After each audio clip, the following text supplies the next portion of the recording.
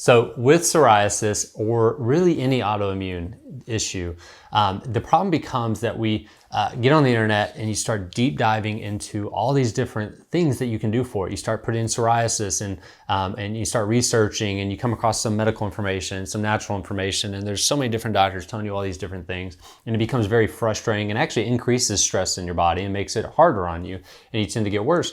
Or you just fill your medicine cabinet full of medications, full of supplements, right? And then you have an empty checkbook, but you have a bunch of supplements that didn't work. And so I'm shooting this video right now because I've been shooting videos on psoriasis for a very long time. I even took a little bit of a sabbatical from it to say, okay, what's the next step in this psoriasis process for helping people? Because the last thing I want to do is just shoot videos, just to shoot videos. So I had this epiphany today. I was talking to a patient with psoriasis. This was the first time I've ever spoken to this patient, and it was a virtual call. They're on Zoom, I'm on Zoom, and they sent me over all their information, some of their testing they had done in the past with another doctor. They sent me their stool test, and I got on the phone with her, and she started talking and started going through what she's experienced, and she said, I've been researching and looking into psoriasis, and I'm just so overwhelmed with all the stuff out there that I just don't know what to do. I just need somebody to help walk me through that. And it kind of helped me realize that, one of the things I actually told her as a recommendation is don't research psoriasis anymore. Because here's the thing, guys, you're researching, or we're looking into the problem, and all we do is focus on the problem. Well, the problem just gets worse. Not only that, psoriasis isn't the problem. Psoriasis is the symptom of the actual problem. So I'll tell you what the problem is, and then you can take the problem and start researching that, okay? And I'll give you some advice to help with the problem too. But the problem isn't your skin. The problem isn't that you have too much cakiness or too much growing of the skin. The problem isn't in the joints. The problem goes back to one thing. It goes back to your immune response, which goes back to your nervous system. We know through the science in the last 5 years that your nervous system and immune system are one, meaning there is no such thing as your immune system. It is your immune response that happens when your nervous system is responding to your environment.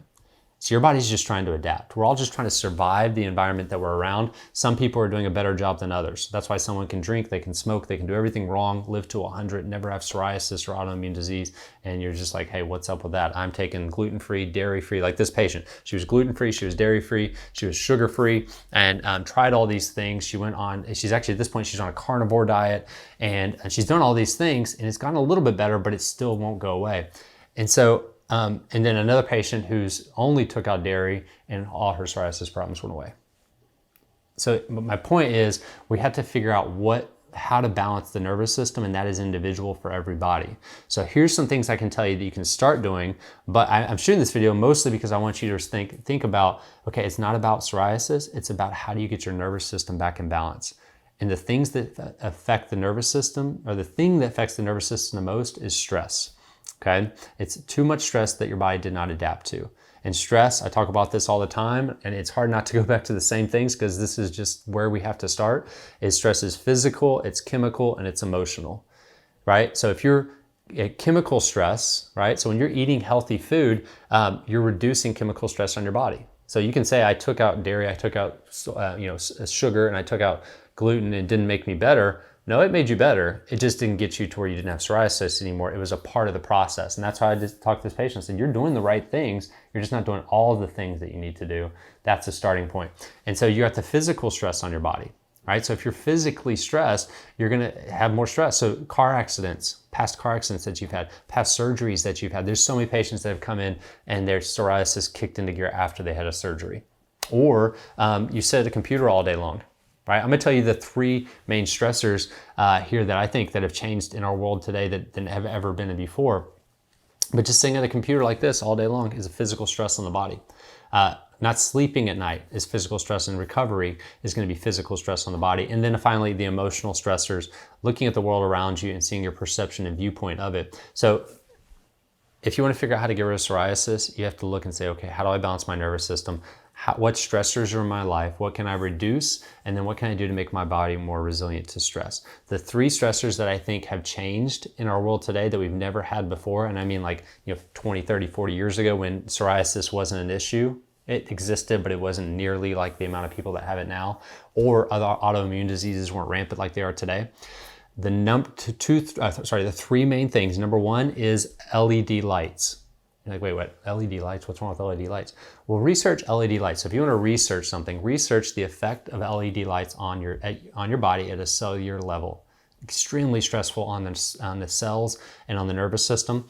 Second is going to be electromagnetic frequencies. Okay, we have more electromagnetic frequencies, or EMFs, than we've ever had before. We have 5G. Everybody has Bluetooth all over their body and in their cars.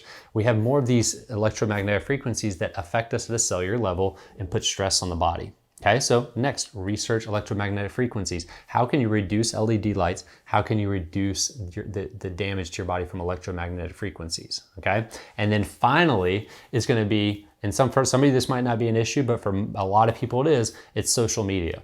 And we've never had this platform where you can compare yourself for nonstop to the rest of the world, or even just a constant dopamine response of swiping up and down, overstimulating our brain, which puts our body into a stress response. So everything I just told you, those three things are new, and they are some of the biggest stressors on our body. So what if you just change that? What if you just went back 50 years, took away social media, took away LED lights all over your house and on your screens, meaning not having a screen in front of you all the time, and turned your internet off when you slept at night, and wore EMF protective things to help block that radiation, or that frequency coming into your cells?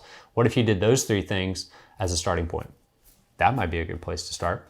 And so it's all about that. It's all about investigating what are some more things I can do to reduce stress on my body and make it more resilient to stress. Go back to my old videos on how do you strengthen the body. Things like, I talk about grounding, I talk about red light therapy, I talk about chiropractic care, I talk about nutritional changes that you need to make. And I really believe if you took everything, all the videos that I've shot, you're gonna be at a really close place to getting rid of psoriasis. And if you're not, then we just had a big thunderstorm in the background. I guess that was a good thing to say, right? If you're not getting rid of psoriasis yet, then yes, work with me. Work with someone like me that's gonna make it individualized, but that thinks that philosophical platform of your body is made to heal itself. If it's not, it's stuck. We gotta help reset the system, and it's all about testing and figuring out why it's happening to you.